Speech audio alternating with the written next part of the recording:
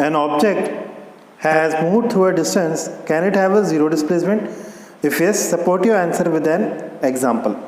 अब यहाँ पर क्वेश्चन पूछा जा रहा है कि क्या जीरो डिस्प्लेसमेंट हो सकता है? बिल्कुल, आंसर इज यस।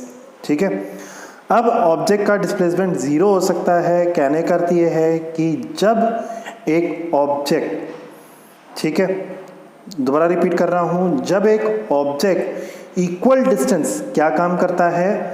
ट्रैवल करता है। ठीक है, तो उस केस में आपका यहाँ पर जो डिस्प्लेसमेंट है वो जीरो हो सकता है। यूं कहो, अगर ऑब्जेक्ट जहाँ से उसने अपनी पोजीशन स्टार्ट की है वहीं पे अगर वो वापस आ जाता है, तब जो डिस्प्लेसमेंट है वो क्या हो सकता है? आपका जीरो हो सकता है।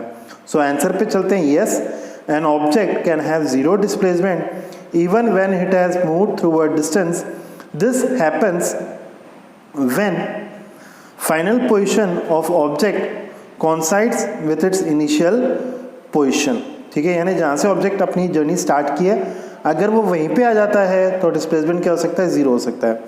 For example, a person moves around park and stands on place from where he started, then here the displacement will be zero. Displacement क्या हो सकता है? जीरो हो सकता है।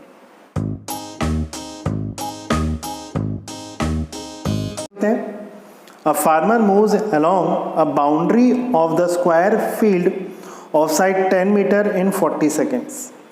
What will be the magnitude of displacement of the farmer at the end of 2 minutes 20 seconds from its initial position?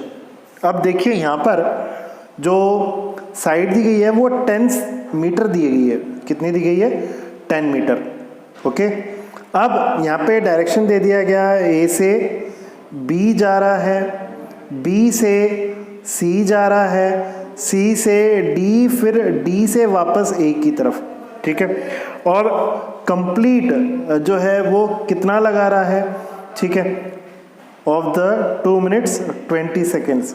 ठीक है, अब यहाँ पर मेन बात क्या है कि भाई एक साइड यानी ए से बी जाने में वो 40 सेकेंड्स ले रहा है। जैसे यहाँ से यहाँ जाने में ये 40 सेकेंड्स का टाइम ले रहा है। ठीक है, so what will the magnitude of the displacement of the farmer at the end of 2 minutes 20 seconds. तो पहले तो हम क्या काम करेंगे, इस 2 मिनट्स को हम क्या काम करेंगे? सेकेंड्स में कन्वर्ट करेंगे और टोटल यहाँ पर हम क्या करेंगे? सेकेंड्स फाइंड आउट करने का काम करेंगे। इसका अर्थ ये है कि अब अगर वो स्क्वायर फील्ड में चल रहा है तो उसका जो पैरामीटर है वो कितना हो गया आपका? 40 मीटर हो गया। ठीक है, अब यहाँ पर farmer moves along a boundary in 40 seconds. अब डिस्प्लेसमेंट क्या पूछ रहा है? 2 मीटर 20 सेकेंड्स है। सो 2 इंटू 60 प्लस 20 तो 140 सेकेंड्स आ जाता है। ओके, अब 40 सेकेंड्स कितने? 40 मीटर। ठीक है, so therefore the distance covered by farmer 40 divided by 40 metre यानी 1 मीटर, 1 मीटर। देयरफॉर 140 सेकेंड्स तो कितना हो जाएगा? 140 मीटर हो जाएगा। So now number of rotations to cover 140 along the boundary. So total distance divided by parameter, total distance 140, parameter कितना? 40। सो 3.5 round आ जाएगा। अब 3 राउंड्स में तो नॉर्मली उसका जो मतलब डिस्प्लेसमेंट है वो तो जीरो हो जाएगा। हाँ, बट यहाँ पर 0.5 राउंड है। ठीक है, 0.5 राउंड का मतलब ये है कि वो आधे में पहुंचेगा। अब हाफ में देखते हैं, जैसे ये गया आपका ए से कहाँ गया? ये बी पे। ए से कहाँ गया? बी पे। बी से कहाँ गया? ये सी पे। अब टोटल डिस्प्लेसमेंट यहाँ से होगा ए से लेके, कहाँ से लेके? ए से लेके सी तक का जो टोटल डिस्प्लेसमेंट है वो ये है आपका।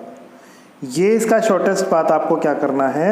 फाइंड आउट करना है। अब ए से सी 0.5 कह रहा है ना कि भाई यहाँ से गया यहाँ तक आधा डिस्टेंस। ठीक है, तो उसी आधे डिस्टेंस के लिए हम क्या काम कर रहे हैं? ये फाइंड आउट कर रहे हैं। देखते हैं जरा। सो ए सी 10 प्लस 10 का होल स्क्वायर, क्योंकि ए से भी गया 10 मीटर, बी से सी गया 10 मीटर, अपने को ए सी निकालना है। सो कैलकुलेट कर रहे हैं तो 10 रूट 2 के लिए 1.414 होती है। सो आंसर आपका आ रहा है कितना? 14.14 मीटर आ रहा है। कितना? वो 14.14 मीटर।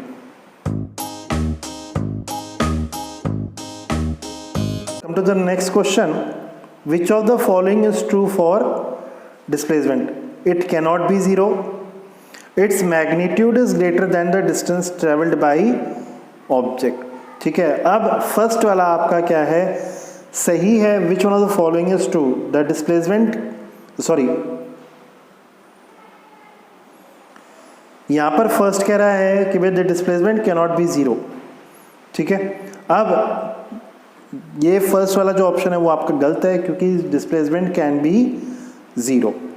दूसरा है its magnitude is greater than the distance travelled by object, ये भी गलत है, क्योंकि displacement can be equal to the distance travelled but can not be greater than the distance travelled. ठीक है, अगर डिस्टेंस और डिस्प्लेसमेंट में कंपैरिजन आता है तो हमेशा ध्यान रखना डिस्टेंस और डिस्प्लेसमेंट इक्वल हो सकते हैं, but displacement can not be greater than distance. So दोनों आंसर यहाँ पे क्या हो गए? फॉल्स हो गए।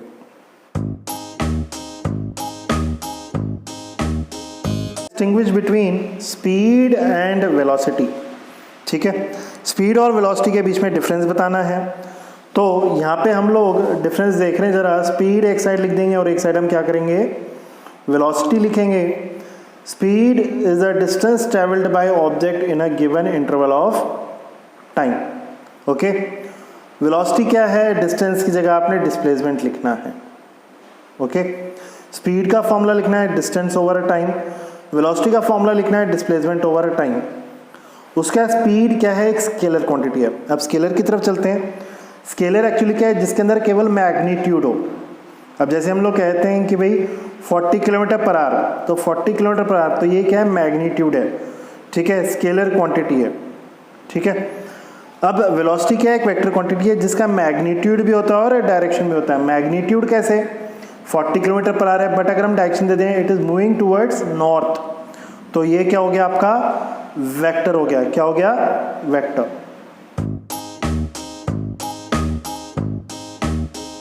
क्वेश्चन पे चलते हैं। Under what condition is the magnitude of average velocity of object equal to its average speed? अब ये कब हो सकता है? जब एक ऑब्जेक्ट क्या काम कर रहा है? स्ट्रेट लाइन पे चल रहा है, तब आपका ये हो सकता है। So the magnitude of average velocity of an object is equal to average speed only when the object is moving in a straight line. Okay,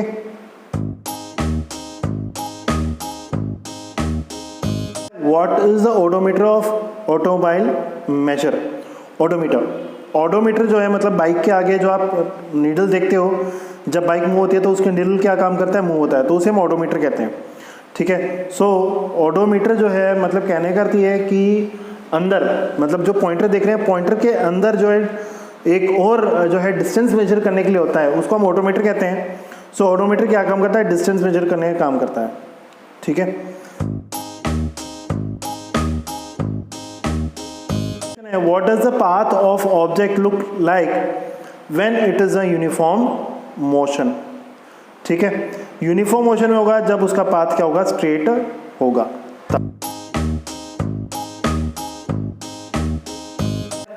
during an experiment a signal from a spaceship reach the ground station in 5 minutes. ठीक है, what was the distance of the spaceship from the ground station?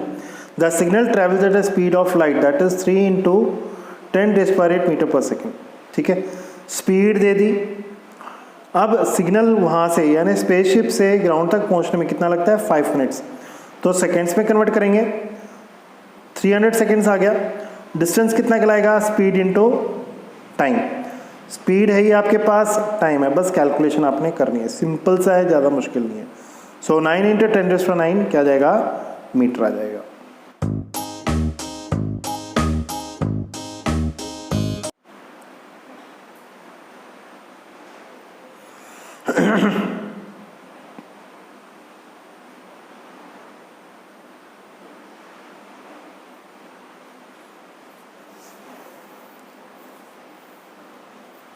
So come to the next part.